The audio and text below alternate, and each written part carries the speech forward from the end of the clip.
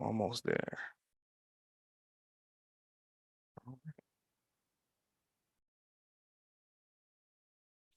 Welcome back to Boss Uncaged podcast. So today we have Campbell, but I want to tell you a little bit of story about this individual. Like in today's world, he's a founder. He's a entrepreneur. He's a business owner. He has software. He has all these things, but there's so many other layers to this man.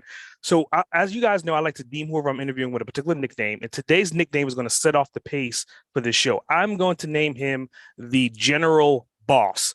So right off bat, Campbell, I want you to tell us a little bit more about you and where did this name, the General, really come from? So you've picked up on sort of a blast from the past, and one. So I used to in a previous life do a bit of fighting. I have a number of professional Muay Thai fights under my belt, a boxing, and a few mixed martial arts. And that name, the General, came from a charity sort of boxing match that I was doing. And the organizer thought my name was Paton rather than Paton. So obviously of General Paton, he put in my fighting name. So that as the fighting name. So I didn't actually get a choice in that. He just put that in. So it stuck for a couple of fights, and then it changed to something else. But yeah, that's how the sort of the General came around. It was a misconception that was then printed on a load of photos and was used for a couple of fights. Well, I don't think it was a misconception, because I mean, obviously in your business, you're obviously a general, right? I mean, you're leading a team, you've built an app. So I want you to kind of talk about like how did this app come to be, right? So the name of the app is the Store Lab, and you can find it at storelab.app. But I want to know, like, why did you go into that? I mean, being that you were a fighter originally, how did you end up in this space? So I took a very, I'd say, meandering route to where I am now. I studied engineering at university, but really didn't enjoy it.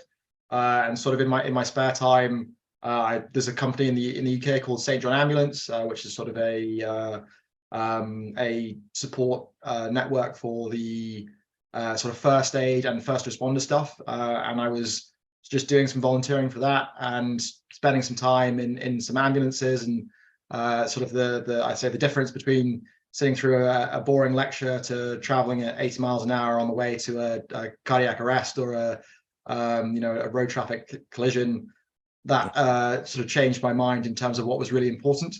So I considered studying medicine and becoming a paramedic or a doctor for a bit. And then through that sort of process of learning sort of medicine, I was actually sort of cornered by one of my best friend's mums, who was married to a doctor, but she ran her own business, and she sort of just pointed at me one day and said, "You shouldn't be a doctor. You should run your own business. If you set up a social media agency, I'll be your first client." So that sort of changed my direction again. I then started a social media agency in a small town called Brighton, which I ran for about 3.5 years, connected that into a larger social media agency, and was working there. My background was sort of in that space was performance marketing. So we would do advertising just for conversions and results. It wasn't about reach or engagement or views. It was all around sort of generating more of a bottom line for someone in performance advertising. And when I was there, the idea of handing Meta or Facebook at the time, hundreds of thousands of pounds, if not millions of pounds, over the course of a few months, didn't necessarily sit too well with me. Here we've got a company that is, rated as one of the lowest in sort of ethics and sort of customer service, and has as a customer review, and the support you got from them was terrible. And you're doing all these campaigns, generating all this money, but it is literally just going into Facebook's pocket. And I first heard about sort of the power of push notifications from someone who came to talk to us about sort of wanting introductions to all of our clients. Mm-hmm. And how I felt about push notifications then was how I felt about Facebook advertising sort of 6 years ago, when it was, I wouldn't say in its infancy, but it was really sort of coming into its adolescence. conversion rates were working really well. You could easily hit sort of a 6 to 12x return if you had a good product. And I wouldn't say unregulated, but they felt like it was open and you could really thrive on the back end success of those Facebook and Meta ads or Instagram ads. Push notifications felt the same way. Here we have a avenue which has the highest conversion rate of any marketing communication that convert higher than email, text, Facebook ads, Google ads, all of those things they convert higher than, and they're free to send. So you're not paying into someone's pockets, you're not paying into a Facebook. And the barrier to entry for this is you need to have an app. So you can send push notifications if you get someone to download your app, but you need as a business to have an app. So the traditional way of you to get an app for your company, I'm going to go to a app development agency or a web development agency. I'm going to pay them between $50,000 and $150,000. It's going to take me 6 to 12 months worth of development time to get there, and at the end of it, I still have to do upkeep to keep it working. I still have to do updates. I still have to pay that agency a retainer, or I hire in-house to sort of take that on. So in the same way that if you think about Wix or Squarespace or Shopify, in that you can build a website without having to have any coding knowledge, that's what I wanted to approach with mobile apps. So me and a business partner, well, I mean, to be honest, it's my business partner way more than me to start off with. He built the prototype, he got it all working, and I only sort of jumped on the bandwagon once he had the prototype ready. But I sort of gave him the idea to start that way, sent him the deck of the people that we were talking to, and said we need to do this with push notifications. And if we can lower that barrier to entry for e-commerce companies around the world, we can lower that barrier to entry so they pay a small fee a month and they get access to push notifications, then small businesses shouldn't miss out just because they couldn't afford $150,000 that the Nikes and the Adidases of this world can. So that's why Storelab started. So, I mean, I think that's a hell of a progression, right? And I think that you're really big on taking risks. I mean, just by your MMA background, we haven't even talked about, like, how did you become like a master scuba instructor, right? So, I mean, obviously, like, risk and reward go hand in hand in your world. So I want you to talk about that. Like, do you think that because you're designed to take risks is the reason why you're having the success that you're having right now? So I would say, as much as I'm a risk, I don't view myself as a risk taker, but I can see how other people would. I always think it's calculated risk.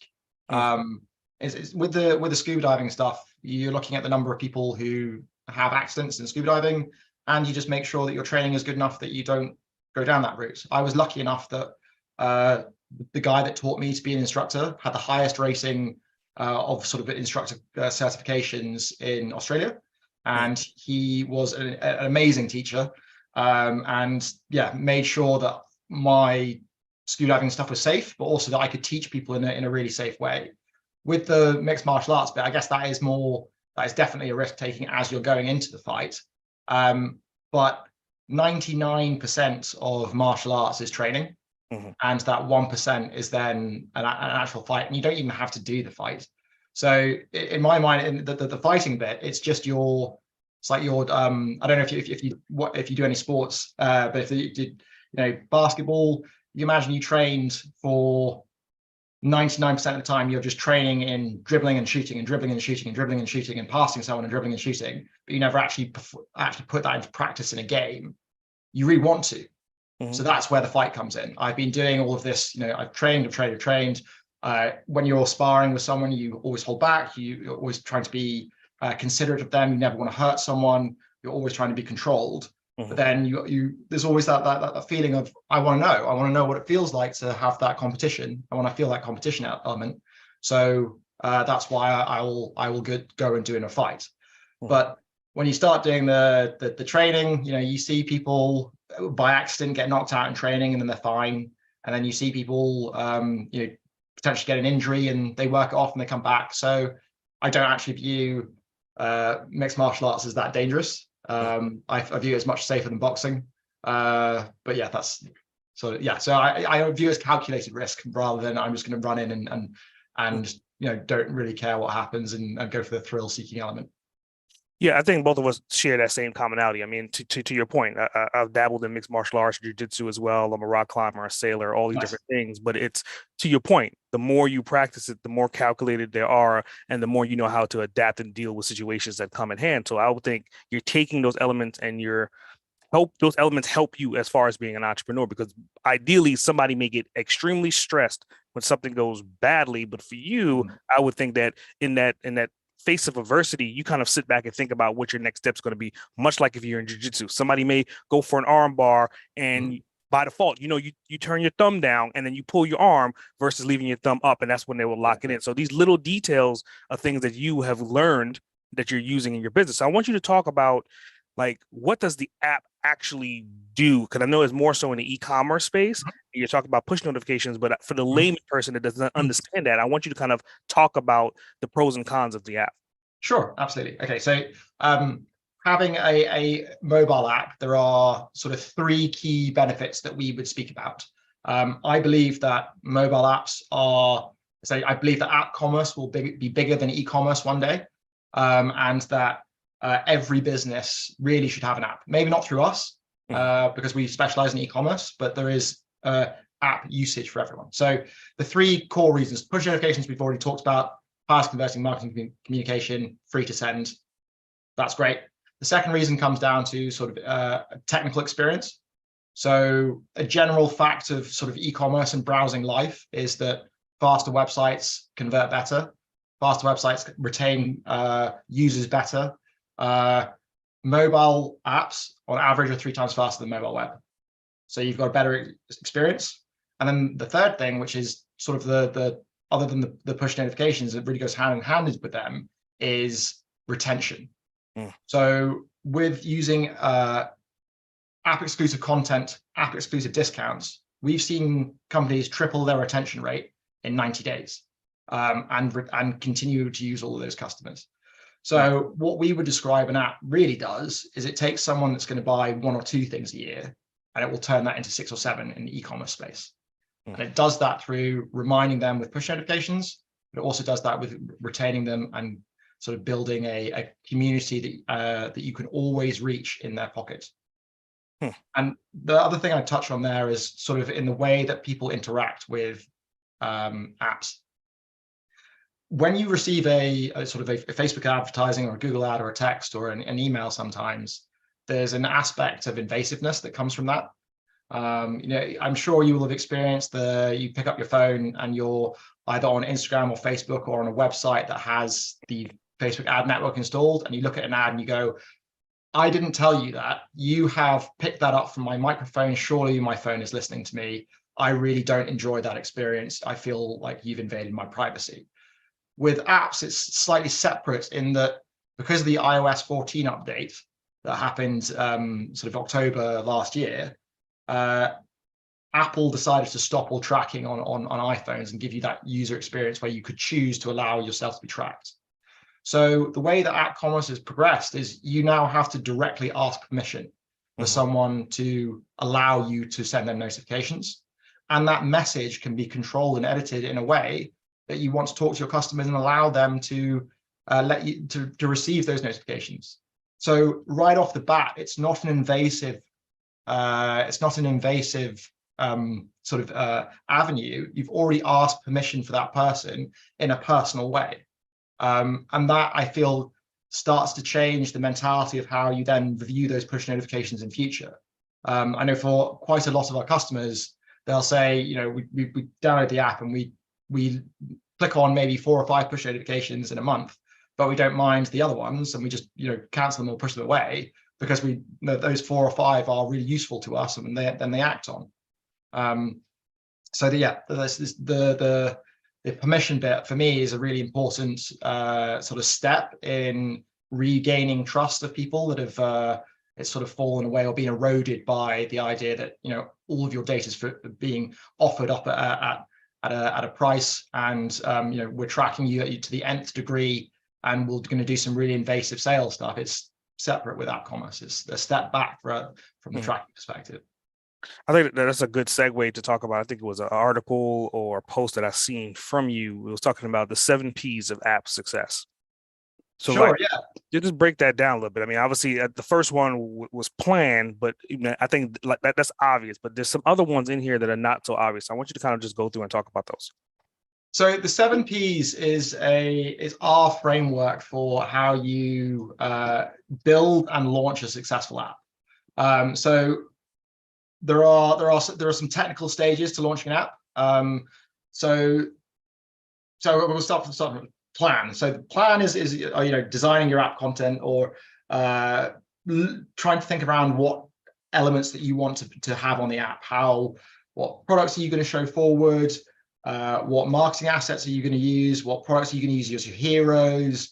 That sort of thing. Yeah. Prepare is the second step, the second P. Prepare then focuses on setting up your Google and Android developer accounts. So for to have an app on the Apple App Store or the Google Play Store, you must have an Apple developer account and an Android developer account. They don't cost a lot of money. Google's a one-time fee. Apple you have to pay every year, but it's only around about $100. You then submit your request for a developer account. It takes 2 weeks, or it can take up to 2 weeks for that approval process to come back, and then you can start then you can begin to publish the app. So which is the third one. So you've applied for your developer accounts. You've then got those back. You have built your app and you've got it all planned and lovely. And then you press the go live button, which is very exciting, which then launches your app onto the Apple and Android App Store, and anyone can download it. You want to continue? Yeah. I mean, I think this is because, I mean, people that understand apps versus people that don't understand apps, I think these are really core things to kind of have as a checklist to make sure that you're mindful of.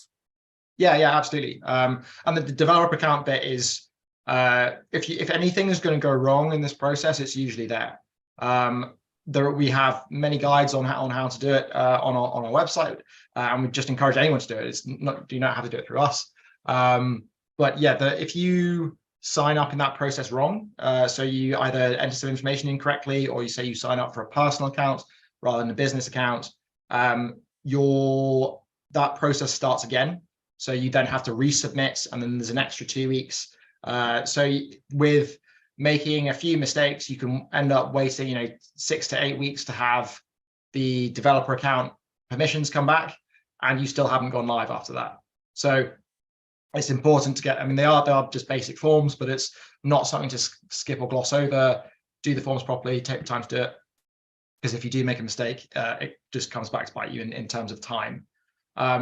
Once you then go to submit your app, so you're ready to publish, you've done your planning, you built it, you've then prepared it with the developer accounts, you're about to hit publish. When you do hit publish, it then goes back to Apple and Google, and they will check to make sure that you haven't done something dodgy, like signed up as a fashion brand and then started to sell sort of cigars or tobacco, which are the ones that are really hot on.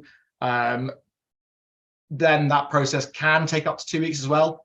So in terms of your technical bits with Apple and Google, that whole process can take up to a month. We've seen it take 2 days on either side. We've seen it take a couple of hours on either side. But we suggest, the longest length of time that they can say it will be is a month, because if they're really busy, then yeah, your app takes a while to then go through their due diligence process. After you published it, then comes the time to promote it. So one of the main questions we get all the time is, how do I get my customers onto the app? Because I'm spending all of this money on email marketing and Facebook advertising, driving traffic to my website. I don't want to take away from that budget to get people onto an app if they're not going to buy anyway. So this is the thing that was one of the kickers for me of why I moved from social media into this, was realizing how easy it is to get people to download and use your app. And it was counterintuitive to me. So in terms of the other aspects of digital marketing that you would do around your website, we wouldn't ask you to stop that. Continue to do those as you are. Use the website as the traffic driver. Drive people to the website. We then would install a mobile app banner.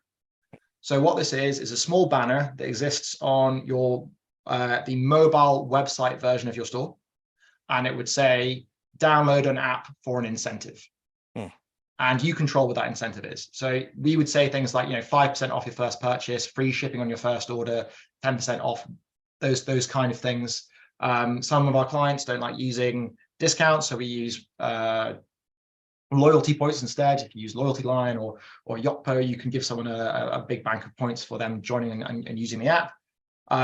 But it's that mobile app banner and the incentive that drives around about 85 to sort of 90% of all of the traffic that comes from the website, or comes from a sort of a customer's end users. They come through the mobile app banner. So we obviously encourage people to send out emails about the app launch, and to if they use social media or other forms of advertising, we encourage them to download the app as well. But it is the mobile app banner which is really the hero there, and it's sort of works its way quite nicely into the whole e-commerce, or the whole life cycle. If someone doesn't want to download the app, they still purchase through the website. If they do want to download the app, that person is more. It's like so for customers, a re-rule. The person downloads the app, they are 7.3 times more likely to purchase than they are if they went through the website.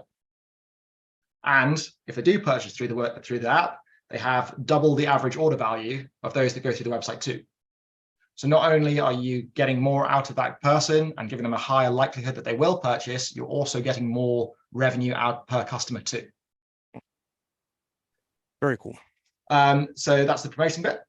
Then once you're starting to build your cohort of app users, then comes into the push side of things. So we've gone plan, prepare, publish, promote, and push. Push is then just setting out your push notification schedule. You must use push notifications in the same way that you would consider any other marketing communication. You have a social media schedule, you have an email schedule, you schedule those posts, and you schedule those emails, you schedule that content, you write it out over a month worth, and use that within your own marketing calendar. App commerce is exactly the same. You use push notifications in the same way. Schedule a month's worth of push notifications or a couple of weeks, tie them into your marketing calendar, and then send them out. And then you will start seeing the revenue straight away. One thing that we'd say, so some of our customers don't like to send push notifications. They say they don't want their customers to feel that they are blasting them with messages. So the only thing that they turn on is event-based push notifications. So this is abandoned cart, abandoned checkout. Abandoned cart push notifications have recovered up to 65% of abandoned carts. So I know for most e-commerce companies that I speak to, if I tell go into your Shopify, your Squarespace, or what e-commerce platform you're using, go have a look at your abandoned cart statistics. How much more revenue would you generate in a month if you recovered 65% of those abandoned carts? So yeah, that's specifically the abandoned cart push notification. That one facet has the highest conversion rate of anything else, any marketing communication. So that's the push bit.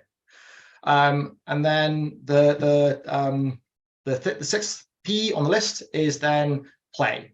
Now this comes from my sort of background in digital marketing, but you must test everything. Testing is the way to proceed forward in digital marketing, and app commerce is no different. You must test different language, different times of day, different products, everything that you can possibly think about in a push notification structure that you should test. You absolutely need to go through that process. Write out your tests and see. We would absolutely recommend that you start small and build up. So in terms of cadence in a week, don't send 10 push notifications in a day. That will obviously, as right off the bat, that's always going to get you, really annoy your customers, and you'll just find that everyone turns the notifications off or downloads the app, or deletes the app. We do have one customer that sends 4 push notifications a day. For me, that is too many. However, they have the highest conversion push notifications in our entire company, so they must be doing something right. But yeah, so test and learn, test and learn, test and iterate, go back, test again. make sure you're recording of what your testing process is and why you're testing it, and then really dive into the analytics. Analytics and digital marketing go together as hand in hand. The only way you will get better is if you test, iterate, and then repeat, test, iterate, repeat, test, iterate, repeat. And then lastly, prosper. So you sort of redo the play and prosper, redo and go back and test again, and then build more more of the community. The more downloads that you get into the app, the more effective your push notifications will be. And as you build more users, it tends to snowball a little bit. So there you go. There are the 7 Ps of app commerce. I mean, just hearing you, like you lit up like a light bulb. I could hear the passion, I could hear the desire, and then obviously, you had your hands in creating this process. But on the other side, you kind of have like this mixed martial art. You kind of have like a little bit of wild side. So I want you to kind of take us back to you as a kid.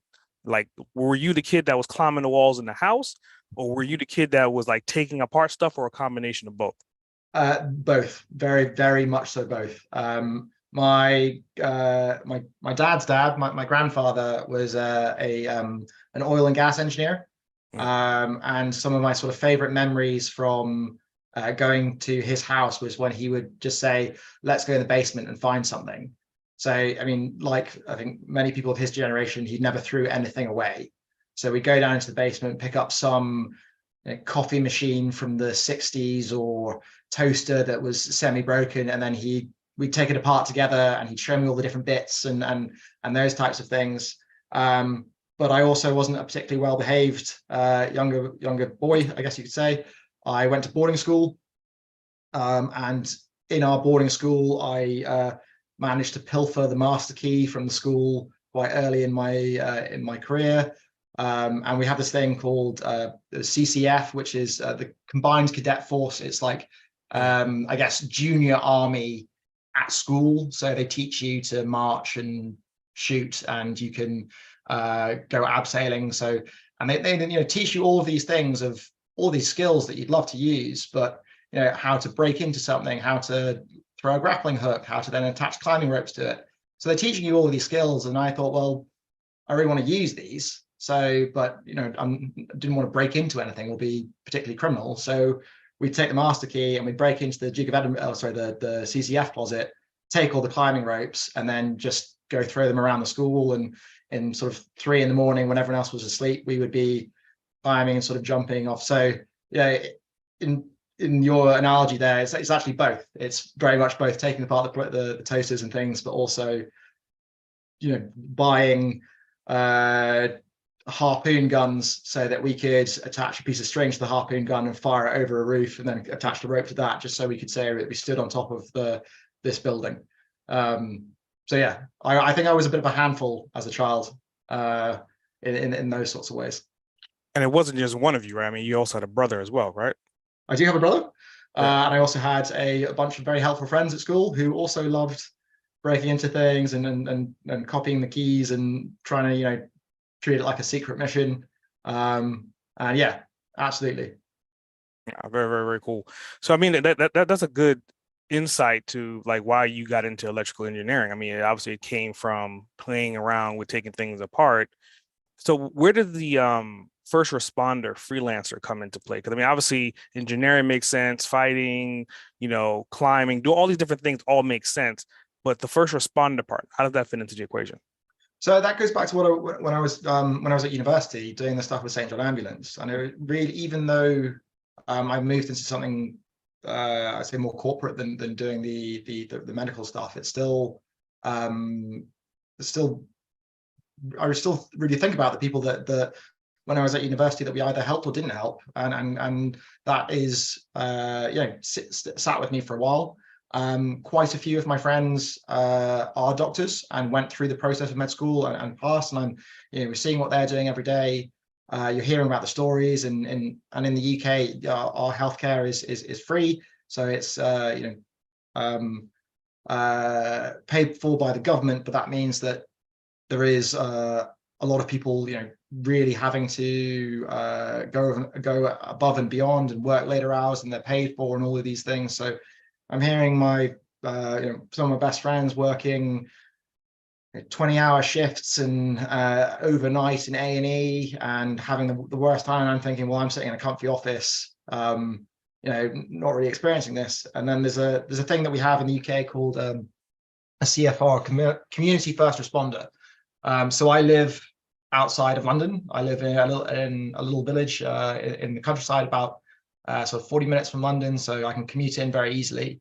There's a thing called a community first response, where you learn to be, it gives you some skills and a bunch of kit. So I have a basic life support kit in my house and some stickers that go on the car and things, and a special phone which actually sits with me here. And if there is a cardiac arrest, or as a call it category 1 cases, which is sort of danger, loss of life, then your phone gets ringed, you chuck on all your kit as fast as you can, and then in a controlled and calm manner head out and try and do what you can to save life, or prep things for the more qualified people to come in. So it's completely voluntary, and it still makes me feel I can do something to help, and it doesn't make me feel so guilty when I go talk to my friends who have been saving people all day every day, and they're the people who really should be celebrated. I mean, I think like you're so diversified, but I mean, obviously you're harnessing all these different elements. So I want you to identify with just using 3 to 5 words to depict who you are. Oh. That's quite a hard question. 3 to 5 words. Okay. I'd say probably passionate and energetic. I'd pick those 2. I don't know. I don't really like talking about myself. So I'd like maybe compassionate would be the next thing. I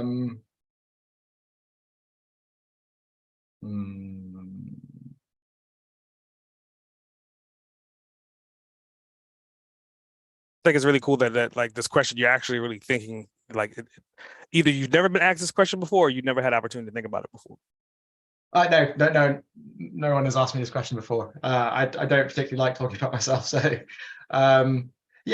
think I don't know, focused, if that's a way. If I find something interesting, I want to do it to 100%. There's like with the mixed martial arts and jiu-jitsu and things, I don't want to go and just go to a gym in the UK and a local gym and go there. I picked Tiger Muay Thai, which, if you don't know where it is, there's a place in Thailand where Alexander Volkanovski trains and many others. I went and lived there for a year and learned all of that stuff there, and then came back. And it's the same with my other passions is cooking. I have too many cooking gadgets. The biggest disagreements I have with my fiance is all around which cooking gadget I'm allowed next and that sort of thing. And it's not, let's make a rib or short ribs over 3 hours. It's like, let's do a 72-hour sous vide cook and those sort of things. So committed and focused, I think I'd say. It's very cool. So I mean, obviously you said you live in Thailand. Did you also live in Hong Kong as well? Yeah, I grew up in Hong Kong. That's where my parents live. So we moved there in 1999, and then that's why I went to boarding school. Moved out to Hong Kong with my parents and spent sort of 10 years growing up there, and then I still sort of consider that my home to an extent. It's very, very, very interesting. I mean, obviously, I could definitely hear like your British accent, but do you speak any like other languages? I don't. I have not this maths, but I'm dyslexic and I have ADHD, and those 2 things I don't think are conducive to learning languages at school. So I tried Mandarin and Cantonese. I tried German and French, and I didn't get anywhere. So no, I don't speak Mandarin or Cantonese, even though I really wish I'd stuck at it and tried. Nice. So I mean, obviously, like we're telling your story, and there's like so many different ups and downs, and so many different variations and fragmentations all coming together to depict who you are. I want you to talk about like how long did it take you to kind of get to where you are right now with your app? How many years have you put in to make this app as successful as it is currently? This journey has probably taken me between 10 and 11 years, through multiple different reasons. And We've talked about all the good stuff. We haven't necessarily mentioned the bad things, but when I was working at my old company, the first agency I started, Purple Haggis, I made the mistake of hiring sort of two of my friends who didn't really know what they wanted to do, but thought that this might be the thing for them. And I thought that this would be a really good idea. I thought that we would work really well together. And what I learned through that process is you need to hire people who are passionate and really believe in what you do. And if you don't do that and someone's meandering or sort of why they want to do this, that decision-making process for them within your business is really damaging. And I hate the word management, so the leadership skills that I learned during that time of everything going wrong and having very unhappy employees and very much a strain on my friendship with those two people too. And it all, I wouldn't say exploded, but they left and took a whole bunch of my clients with them to another agency. And that was a real hard pill to swallow at the time. So there's definitely learning points through that. Is make sure people are passionate about what you do and they're not making those sort of decisions while you're relying on them. And then when I moved that into the agency that I was sort of moved into, I had a great time at that agency too, but definitely learned some of the things around management as well, and from the position of not being the boss and sitting there and having two leaders who had really good days, and then the bad days they had were, okay, I need to not do that to anyone else. I don't want to particularly badmouth them, but there's some practices that happen there which potentially happen by accident, but that has ingrained in me strongly that you don't dangle the carrot in front of people, and if someone needs to be moved on, you don't just make their job terrible so that they leave. You do the hard thing and look them in the eye and say it's better for you guys to potentially go somewhere else, and it's better for the business too. So, I mean, you brought up a key point about like on the negative side, right? So I want to give you an opportunity to time travel back anywhere in the past 11 years. And, obviously you talked about like the friends working with the company, choosing passion. Would that be something that you would want to reverse engineer and change? And if that's not it, then what would be something that you would want to go back and change to make things happen a lot faster if you could do it all over again?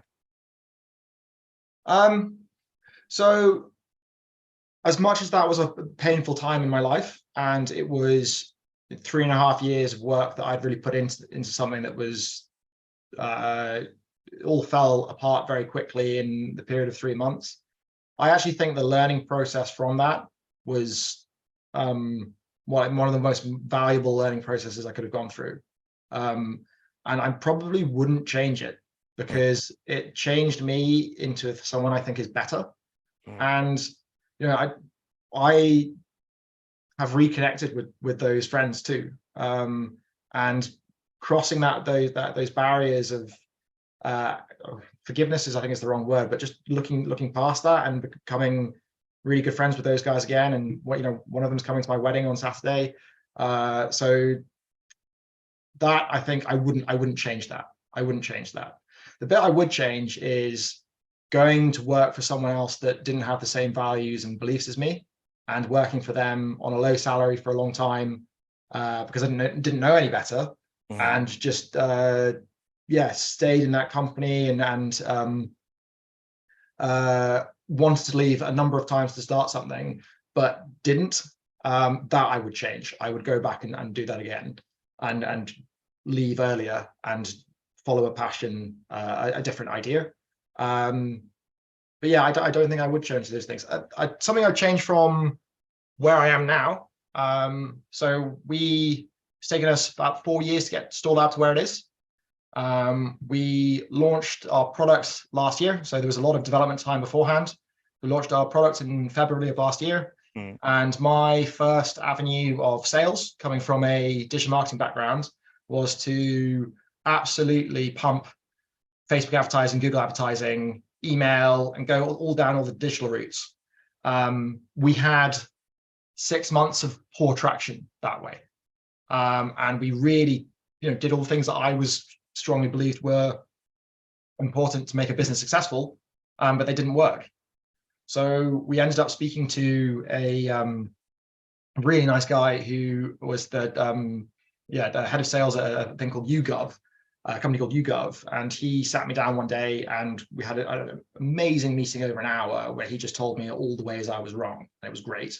And he finished with like, why aren't you doing any cold calling? And I said, because here's my prejudice hat on, cold calling doesn't work, it's dead.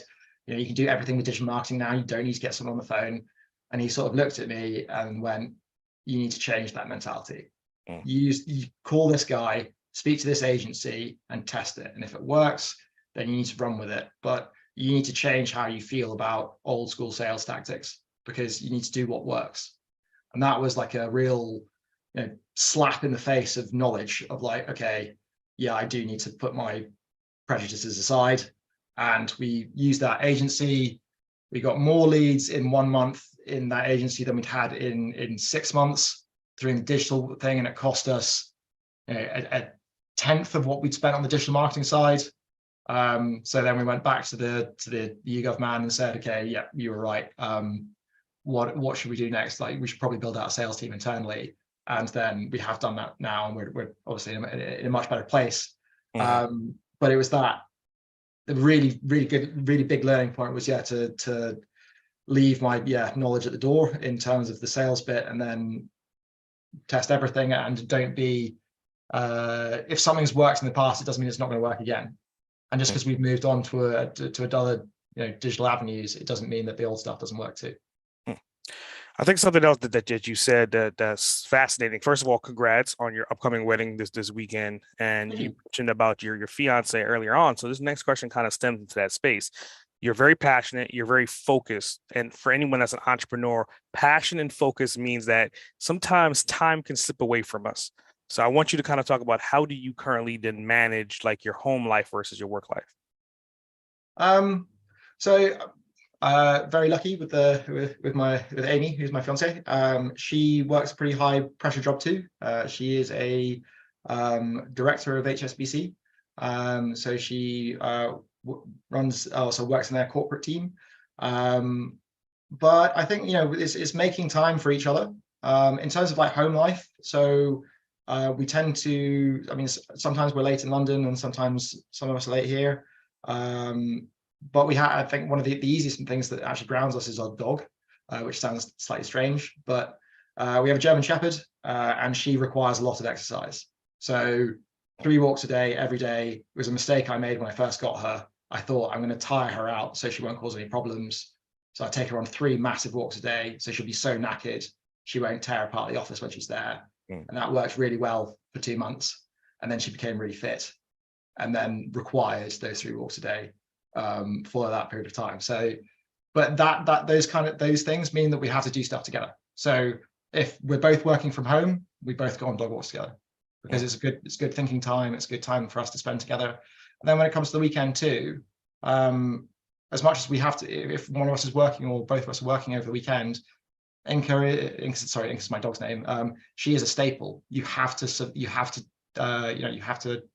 have responsibility to her to keep her happy. So that sort of grounds us a little bit. And then I think it's other just basic things like making time for each other, listening to each other's problems, and sitting down once a month and doing an admin day and saying, what admin are you doing for the couple and how can I help with that? She is so much better at admin than I am. So yeah, it's those things. I listen to a bit of Esther Perel to help her and get some tips too. Cool. So you brought up the dog, and I think I remember seeing a picture, and it was a funny picture, and I think it was a dog, and it was dressed as a nun or something along those lines. Is that the same dog, or is it a different dog? Oh wow, you really have done a deep dive into my past. That was my previous dog, who was called Haggis, who's a dog, a Hong Kong street mutt that we sort of adopted. You get dressed up in, there's the thing called the Hong Kong Sevens, which is a tournament in Hong Kong of rugby. They play 7-a-side rugby. It's probably the biggest version of that tournament in the world. There's a couple of 100,000 seater stadium that gets sort of sold out every year. It goes on for 3 days. And one of the stands is a silly stand, so everyone gets dressed up in silly attire and goes and stands and watches the rugby and sort of drinks over a day. And it's just, yeah. So I went out on a rugby tour there with my university rugby team, and we all got dressed up as nuns. And I had a tradition of anything that I got dressed up as, my dog also got dressed up as too. So that is him then dressed in the nun's hat from us wearing the nun's outfits. And then the previous year, we were all there as Mexicans. So we got a sombrero, and Haggis had a sombrero too. Very cool, very cool. I mean, I just want the people to understand. I mean, obviously, I think you have a light side as well. I mean, right now, like we're serious, we're talking about business, but I think that you probably have like a little bit of a prankster side to you as well, like a mischievous side. So, I mean, obviously, I've seen like you have like a little bookcase in the back, and obviously, you're very studious. You know what you're talking about. So I want to know, like, are you more of a book reader or an audio reader? Do you listen to like audiobooks? And if you do, what books do you remember that helped you on your journey that you would like to recommend? Oh, 100%. So depends which book. So I'm more of an audio book person than I am a reading book person. Dog walks is very easy to read listen to audiobooks on a dog walk, and you can sort of focus on that time. But there are a few things that you need to write down, and then it becomes a little bit more difficult. So it was one of the most popular books in the world, but Atomic Habits by James Clear. That book is keeping a habit tracker and performance and all of those things. He has we talk about regularly at work, it's the graph of latent potential, which is it's a graph that has sort of a curve underneath, and 1x is where you start and you think your journey is going to do this, and your journey goes down and does a curve like this. And this part is called the valley of disappointment, where you're lower than you're expecting to be, but you are on the way up. We use that graph all the time at work. When someone's really disappointed, we say, do you reckon you're just in the valley of disappointment, or are you actually going the wrong way? So that's very helpful. Blue Ocean Strategy, fantastic book. That's really helped us. .com Secrets, also great books. Start with Why, also a fantastic novel. Not novel, sorry, fantastic book. I try to ask most people that I meet in terms of sort of try asking for advice, what books they would recommend. Blitzscaling also has actually been really useful for us at the moment. We're trying to sort of attempt to blitzscale, which is quite exciting. But yeah, of the ones that have really affected me, I think on a day-to-day basis, Atomic Habits by James Clear, definitely. And probably Blitzscaling is the ones I put together as the two. I think Atomic Habits is definitely a great book, and it goes back to you being very passionate and very focused. So I want you to talk to the listener, right? And the listener's hearing you, and you're saying an app is the way that the conversions on apps are 150% higher conversions than standard conversions of email marketing and everything else. What words of wisdom do you have for them if they're getting ready to jump into that space? Okay. So if you're getting ready to jump into app commerce, don't do it on a whim. I'd say come onto our website and download our 7Ps. And even regardless if you do it with us or do it on your own or with anyone else, use that as your process. App commerce is not a set and forget platform. You can't just make an app and launch it and get loads of things out of it. It requires constant iteration and constant testing to get the most out of it. It's a digital marketing channel like any other. If you treat it as set and forget, you won't get anything out of it whatsoever. So yeah, don't half-ass it. If you're going to do it properly, and make sure you're planning and testing and iterating. And I guess if there's one thing from this podcast, if you're listening to, that I would suggest that you do, test, iterate, test, iterate, test, iterate, in every form of digital marketing, but especially in push notifications and app commerce. So, I mean, when you keep saying test and iterate, are you talking about more so like A/B testing to kind of figure out which one whether it's green or blue, whether it's above or below? That's how deep down the rabbit hole you're going, correct? So if you think have you heard of the 70-20-10 testing model? Yeah.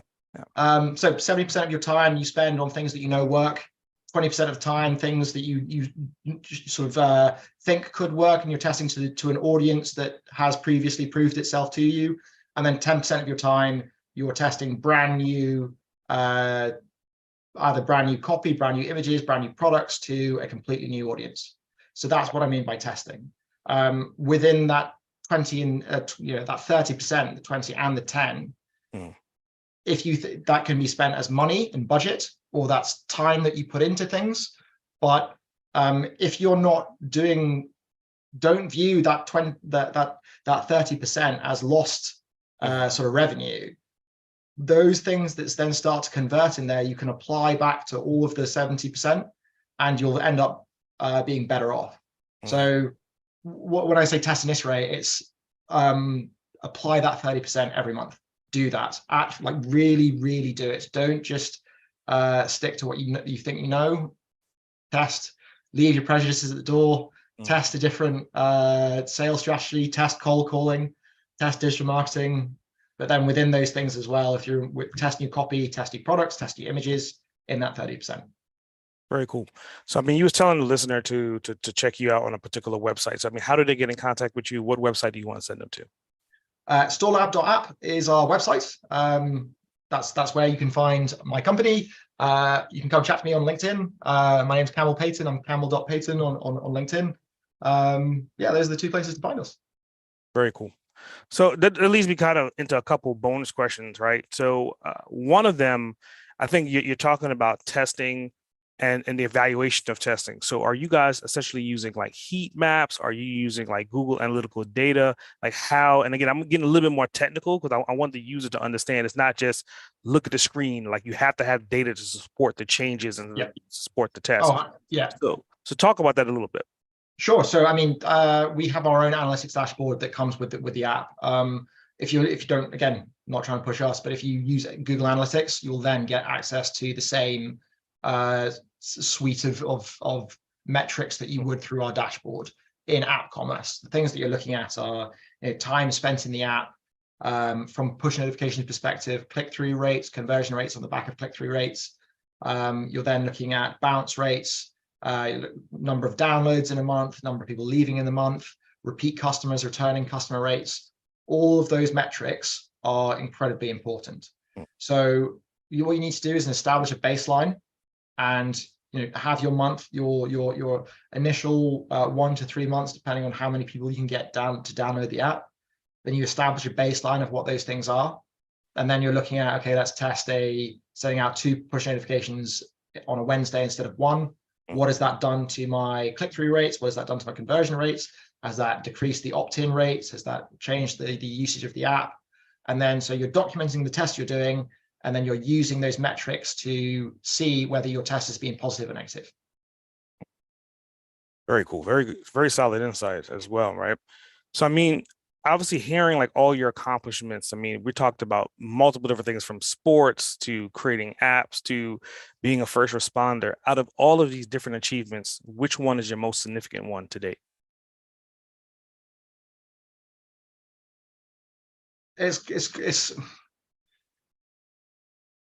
That's a very hard question. So I guess there are a couple of life-changing things that we've done, which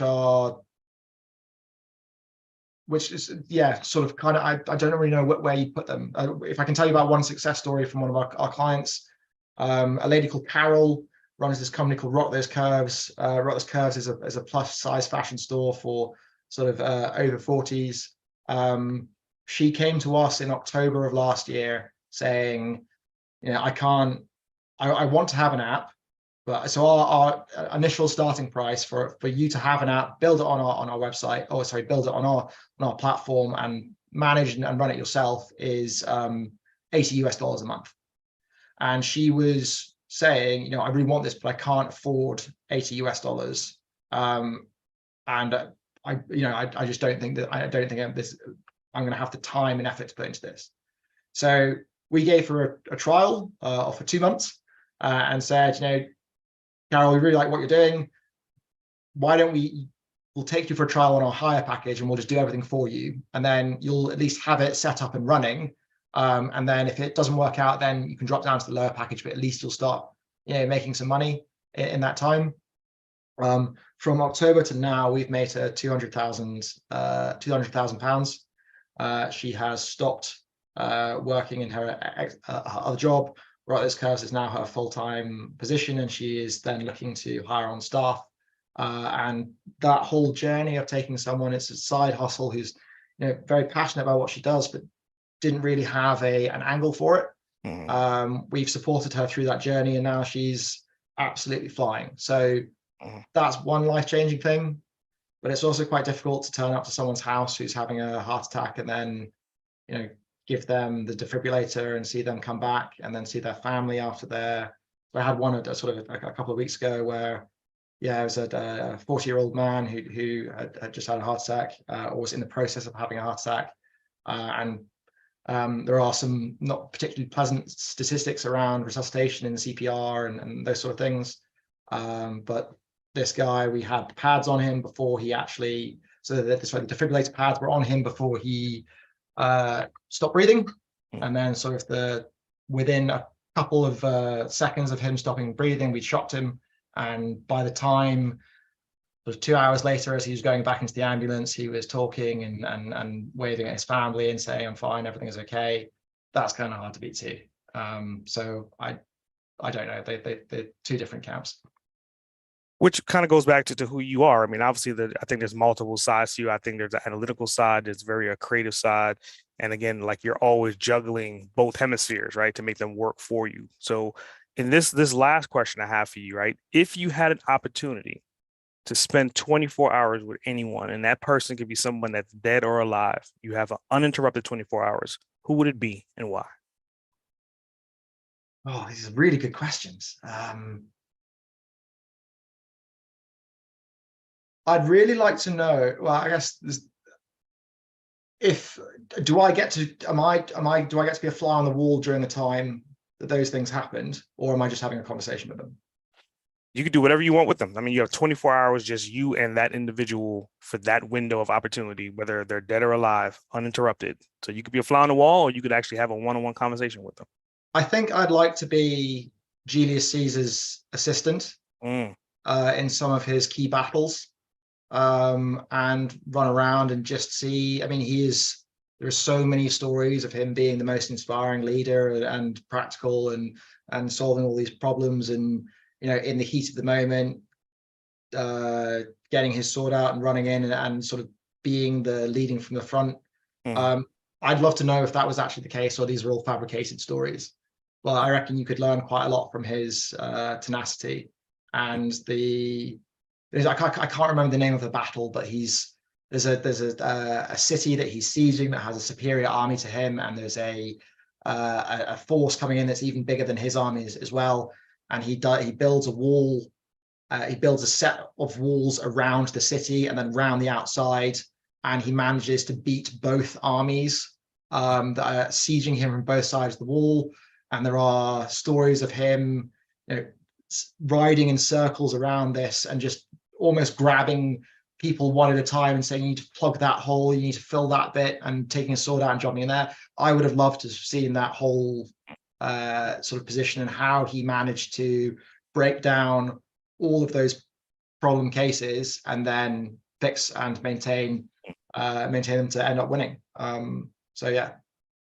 I think it's very ironic that you picked Caesar of all people, which essentially was a general, right? And collectively, he was kind of like an outspoken individual that had multiple different disciplines, much like yourself. So I think like that makes sense. You're kind of following in his footsteps to a certain extent. So I definitely would, if it was possible, I would definitely like to see what would happen if you were able to sit down with Caesar for a day. So going into close, right? I always like to give whoever I'm interviewing an opportunity to become the host of the Uncaged podcast and interview me. So in our last few minutes, you're the host of the show. What questions do you have for me? Okay, well, I guess who over the last year, who have you most enjoyed speaking to and why? Wow.